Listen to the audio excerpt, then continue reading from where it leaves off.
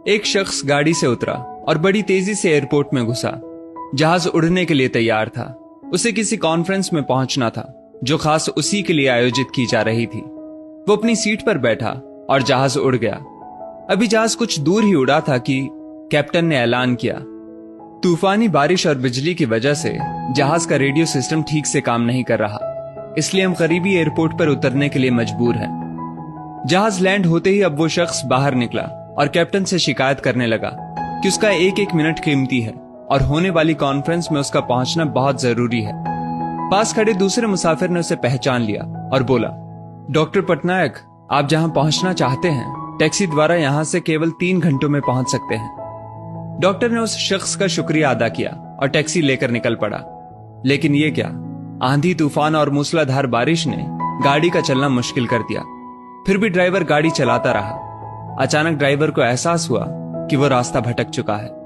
नाउमीदी के उतार चढ़ाव के बीच उस शख्स को एक छोटा सा घर दिखा। इस तूफान में वही गनीमत समझकर गाड़ी से नीचे उतरा और दरवाजा खटखटाया।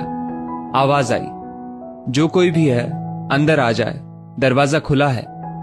अंदर एक बुढ़िया आसन बिछाए भगवत गीता पढ़ रही थी। उसने कहा, माँ जी, अगर इजाजत हो तो आपका फोन इस्तेमाल कर लूं। बुढ़िया मुस्कुराई और बोली, बेटा, कौन सा फोन? यहाँ ना बिजली है ना ही फोन। लेकिन तुम बैठो, सामने चरणामृत रखा है, पी लो, थकान दूर हो जाएगी और खाने के लिए भी कुछ ना कुछ फल मिल जाएगा, खा लो ताकि आगे सफर के लिए कुछ शक्ति आ जाए। डॉक्टर ने शुक्रिया अदा किया और चरणामृत पीने लगा। बुढ़िया अपने पाठ में खोई थी कि डॉक्टर की नजर उनके बगल में पड़ी।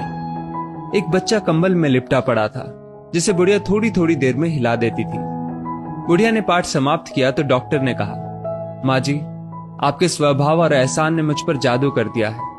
आप मेरे लिए भी दुआ कर दीजिए, ये मौसम साफ हो जाए।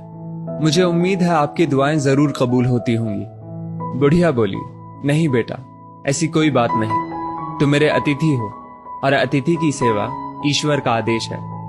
मैंने तुम्हारे लिए भी दुआ की है। परमात्मा का शुक्र है, उसने मेरी हर दुआ सुनी है। बस एक और दुआ मैं उससे मांग रही हूं, शायद जब वो चाहेगा उसे भी कबूल कर लेगा।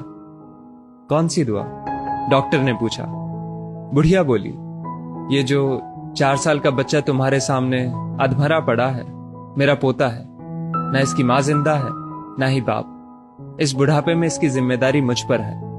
डॉक्टर कहते हैं इसे कोई खतरनाक रोग है जिसका वो इलाज नहीं कर सकते। वो कहते हैं एक ही नामवर डॉक्टर है। क्या नाम बताया था उसका? हाँ, याद आया, डॉक्टर पटनायक। वो इसका ऑपरेशन कर सकता है। लेकिन मैं बुढ़िया कहाँ उस डॉक्टर तक पहुंच सकती हूँ? बच्चे को लेकर जाऊं भी तो पता नहीं वो देखने के लिए राजी भी हो या नहीं। बस अब बंसी वाले से यही मांग रही थी कि वो मेरी मुश्किल आसान कर दे। डॉक्टर की आंखों से आंसुओं का सैलाब बह निकला।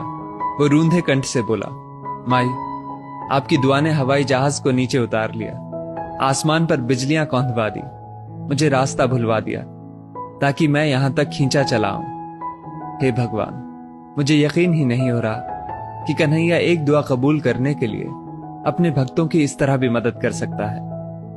दोस्तों, वो ईश्वर सर्वशक्तिमान है।